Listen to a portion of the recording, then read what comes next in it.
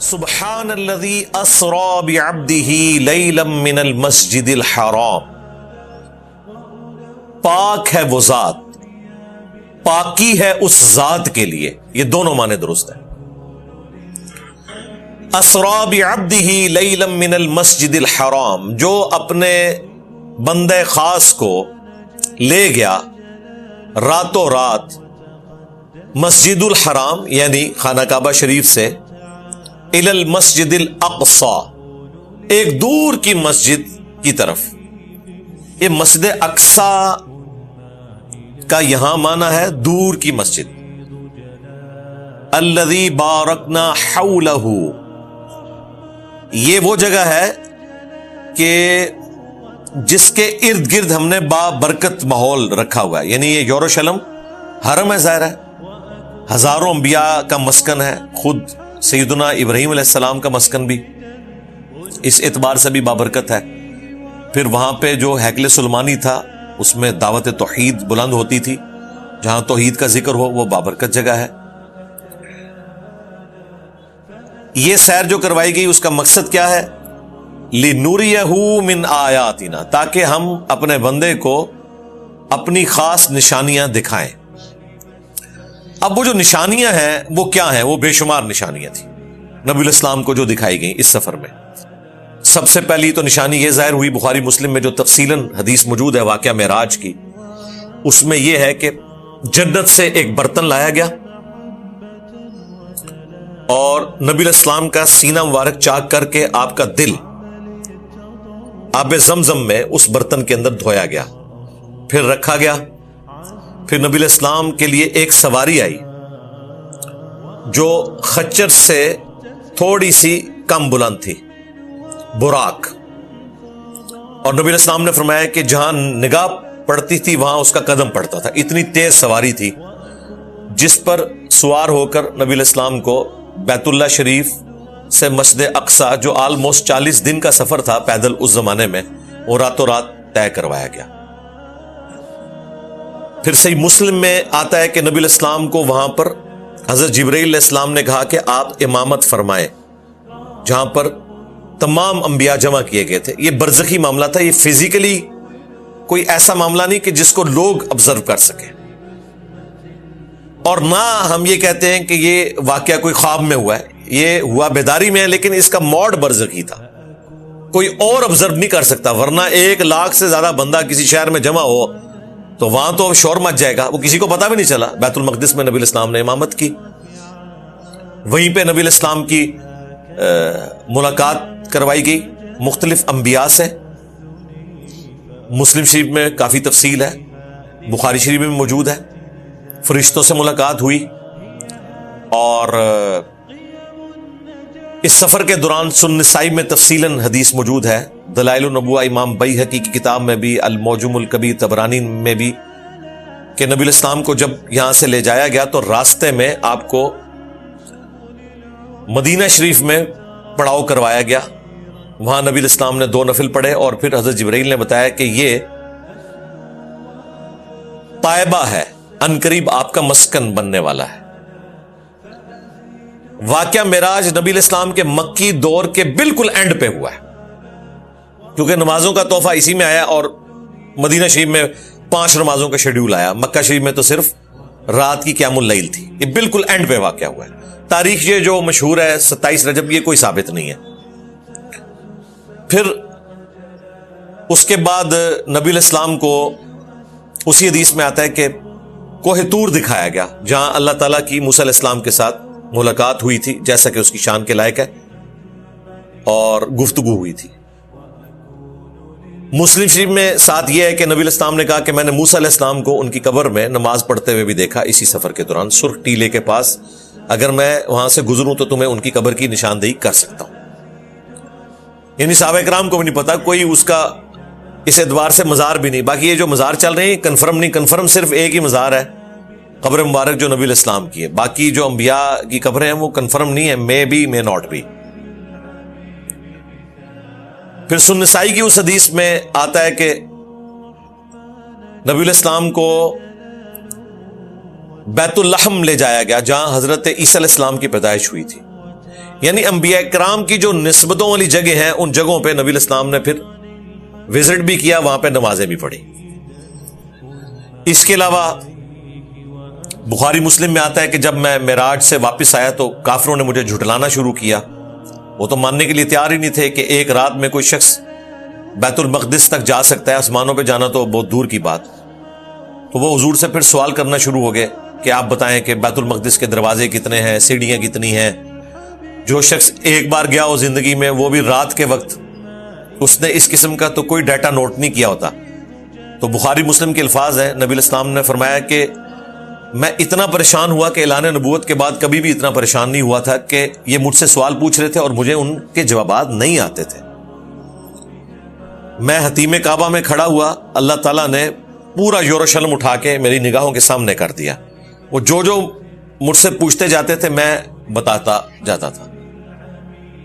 نبی الاسلام کو دجال بھی دکھایا گیا اس سفر میں، عیسیٰ ابن مریم بھی دکھائے گئے، حضرت ابراہیم علیہ السلام بھی۔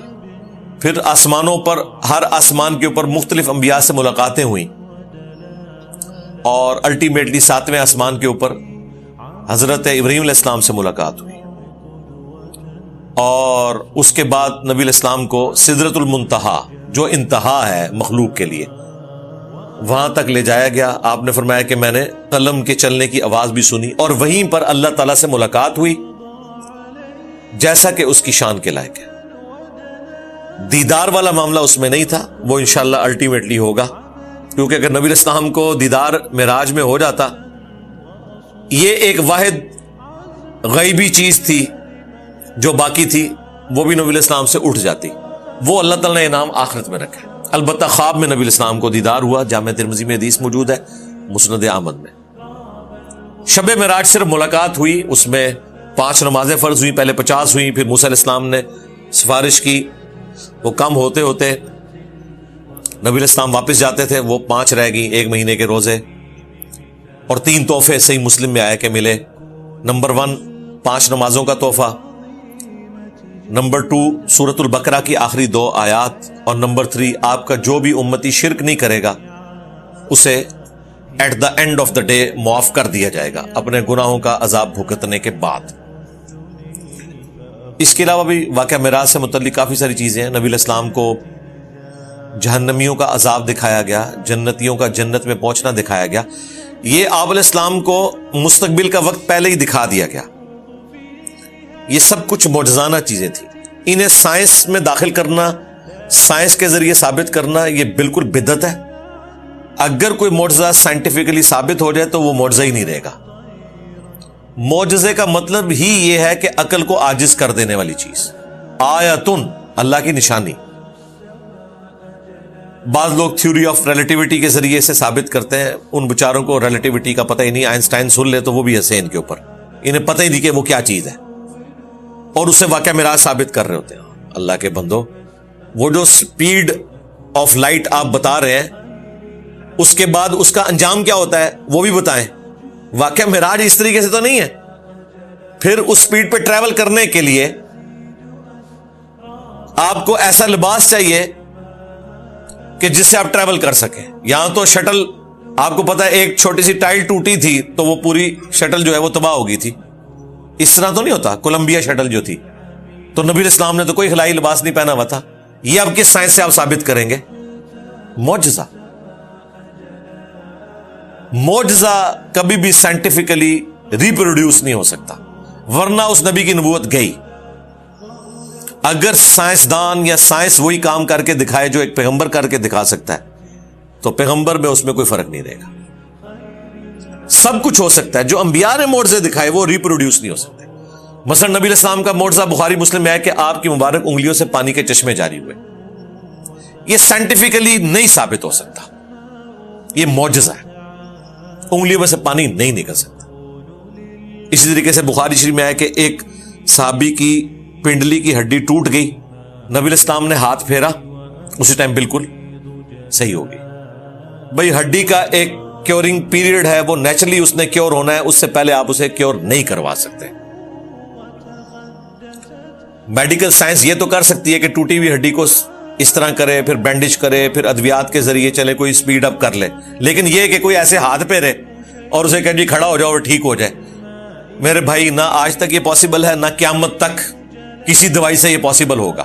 ادروائز پھر نبی میں اور اس سرجن میں کیا فرق ہوگا؟ کوئی فرق نہیں ہوگا. تو اس لیے یہ اس قسم کی طب آزمائی کرنا اور معجزات کو جان بوجھ کے میڈیکلی یا سائنٹیفکلی ثابت کرنے کی کوشش کرنا، یہ دین کے اوپر ظلم ڈھانا ہے.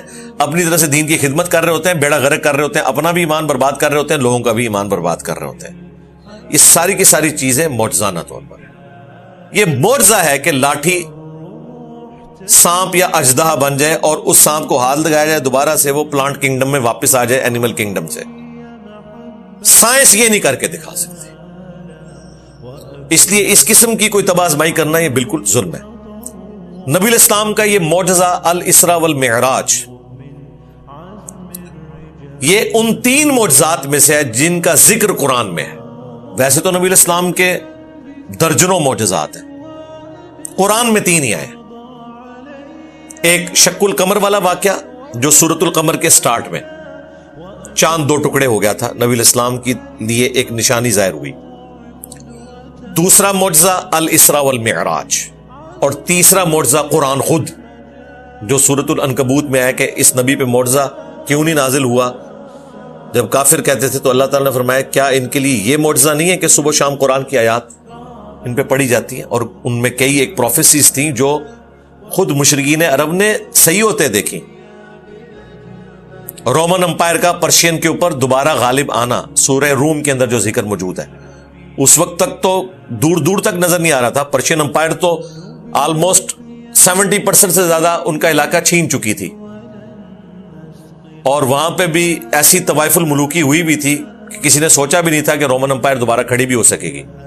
لیکن قرآن میں آیا کہ 10 سال کے اندر یہ دوبارہ سے قبضہ ہو جائے گا. اس وقت اہل ایمان بھی خوشیاں منا رہے ہوں گے، کیونکہ مشرکین عرب کہتے تھے دیکھو آتش پرست آسمانی مذہب کے نہیں ماننے والے تھے پرشینز، ان کو آسمانی مذہب کے ماننے والے کرسچنز کے اوپر فتح ہوئی ہے. اس کا الٹیمیٹ نتیجہ یہ ہے کہ ہم بت پرستوں کو بھی ان مسلمانوں پہ فتح ہوگی. تو اللہ تعالیٰ نے کہا کہ یہ عنقریب مغلوب ہو جائیں گے، اور اس دن مسلمان بھی فتح منا رہے ہوں گے. ایگزیکٹلی اسی وقت جب رومن امپائر نے دوبارہ قبضہ حاصل کیا، مسلمان غزوہ بدر جیت چکے ہوئے تھے. یہ 2 خوشیاں مسلمانوں کو ایک ہی دن نصیب ہوئی. اس اعتبار سے بھی خوشی منا رہے تھے، اس اعتبار سے. تو قرآن حکیم نمبر 1 معجزہ نبی الاسلام کا، نمبر 2 چاند کا 2 ٹکڑے ہونا، اور نمبر 3 واقعہ معراج جسے الاسراء والمعراج کہتے ہیں. یہ 3 معجزات قرآن حکیم کے اندر رپورٹ ہوئے، باقی احادیث میں ہمیں ملتے ہیں. تو اللہ تعالیٰ فرما رہا ہے کہ ہم نے یہ اس لیے نبی الاسلام کو سیر کروائی تاکہ انہیں اپنی قدرت کی نشانیاں دکھائیں. انہو هو السمیع البصیر، بے شک وہ سننے والا ہے، دیکھنے والا ہے.